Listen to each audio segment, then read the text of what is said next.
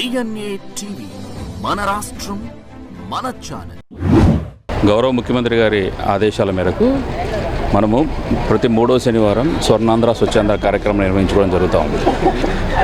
ముఖ్యమంత్రి వర్యులు ప్రతి నెల ఒక ప్లేస్లో రాష్ట్రంలో ఒక చోట అటెండ్ అయ్యి ఈ కార్యక్రమం నిర్వహించబడుతుంది. ఇందులో ముఖ్యంగా వ్యక్తిగత మరియు మన పరిసరాల పరిశుభ్రతను దృష్టిలో పెట్టుకొని ప్రతి నెల ఒక థీమ్ ఇవ్వడం జరుగుతుంది. అంటే మన జలవనరులు కాపాడుకోవడం ఒకటి, జలహారతి కార్యక్రమం ఒకటిలాగా, జీరో వేస్ట్ అని, తర్వాత ప్లాస్టిక్ రహిత రాష్ట్రంగా తీర్చిదిద్దడానికి ఇలాగా ప్రతి నెల ఒక కార్యక్రమంతో మనం ఈ కార్యక్రమం చేసుకోవడం జరుగుతుంది. ఇదేదో కేవలం ఒకరోజు చేసే కార్యక్రమం కాకుండా ప్రజలు క్షేత్రస్థాయిలో దీనికి అవగాహన కల్పించి ఇది ఒక నిరంతర ప్రక్రియలా చేపట్టడం కోసం మనకు ఇన్స్ట్రక్షన్స్ ఇవ్వడం జరిగింది. సో ఈ కార్యక్రమంలో భాగంగా ఈరోజు ఏకేటీపీ స్కూల్లో ఈ కార్యక్రమం నిర్వహించి ప్రజలందరికీ కూడా ఈ పరిసరాల పరిశుభ్రత మీద, అలాగే స్కూల్స్ని పరిశుభ్రంగా ఉంచుకోవడంలో, మన పరిసరాలను పరిశుభ్రంగా ఉంచుకోవడంలో, అలా చెత్తను వేరు చేయడంలో తర్వాత మనం ఈ అవగాహన కల్పించడం జరిగింది. అలాగే మొక్కలు నాటే కార్యక్రమము, ర్యాలీ కూడా నిర్వహించుకోవడం జరిగింది. మరి స్పెషల్ ఆఫీసర్ కలెక్టర్ గారు, కమిషనర్ గారు ఆదేశాల మేరకు ఈ కార్యక్రమాన్ని మన విజయవాడ నగర పరిధిలో ప్రతి వార్డులో కూడా స్పెషల్ ఆఫీసర్స్ ద్వారా ఈ కార్యక్రమం నిర్వహించడం జరుగుతుంది. మన 3 సర్కిల్స్లో 3 ముఖ్యమైన కార్యక్రమాలు కూడా నిర్వహించడం జరుగుతుంది. ప్రజలందరూ కూడా ఈ కార్యక్రమంలో పార్టిసిపేట్ చేసి అవగాహన కల్పించి ప్రజలందరూ కూడా దీన్ని ఒక నిరంతర ప్రక్రియలో చేపట్టవలసిందిగా కోరుకుంటూ సెలవు తీసుకుంటున్నాం. ఉండేలా చూసుకోవడము, అవి ప్రజలు వాడుకునేలాగా మనం వాటిని తీర్చిదిద్దుతున్నాం. ప్రజలు కూడా వాటిని నీట్గా మెయింటైన్ చేసుకోవాల్సిన బాధ్యత కూడా ప్రజల మీద ఉందని తెలియజేస్తున్నాము.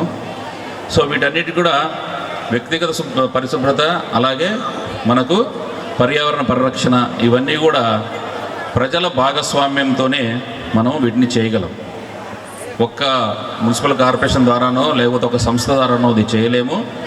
ప్రజలు, ఎన్జిఓలు, రెసిడెన్షియల్ వెల్ఫేర్ అసోసియేషన్స్, స్కూల్స్, తర్వాత స్వయం సహాయక సంఘాలు, ఎస్హెచ్జీస్, వీరందరూ కూడా ఈ కార్యక్రమంలో మనం ఒక అవగాహన ద్వారా కల్పించడం ద్వారా వాళ్ళని భాగస్వామ్యం చేసి మనము ఈ ఆశించిన ఫలితాలను సాధించడానికి ట్రై చేస్తున్నాము. ఇది ఏదో ఒక రోజు చేస్తే వచ్చేది కాదు. మనం చేసే ఈ కార్యక్రమాన్ని క్షేత్రస్థాయిలో మనం అది నిరంతరంగా ఒక అలవాటుగా మార్చడానికి ప్రభుత్వం ఎంతో ప్రయత్నాలు చేస్తుంది. సో మనము మన దేశంలోనే పరిశుభ్రమైన నగరంగా సూపర్ స్వచ్ఛ లీగ్లో మనం స్థానం సంపాదించడం జరిగింది. మరి అది మనం కంటిన్యూ చేసుకోవాల్సిన బాధ్యత మనందరి మీద ఉంది.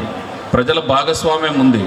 ఈ స్వచ్ఛాంధ్ర కార్యక్రమం అనేది కేవలం ఏదో ఒక రోజు చేసుకునే మొక్కుబడి కార్యక్రమం కాదు.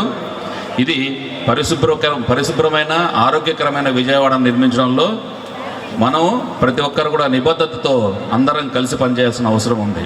గుడ్ మార్నింగ్ అండి. అందరూ మీ కుడి చేతిని ముందుకు చాపి నేను చెప్పిన తర్వాత ఈ ప్రతిజ్ఞ చెప్పండి. స్వచ్ఛాంధ్ర ప్రతిజ్ఞ. స్వచ్ఛాంధ్ర ప్రతిజ్ఞ. నేను నా పరిసరాల పరిశుభ్రత కొరకు ప్రతిరోజు కొంత సమయం కేటాయిస్తానని నా వంతు కృషిగా స్వచ్ఛత కార్యక్రమాల కొరకు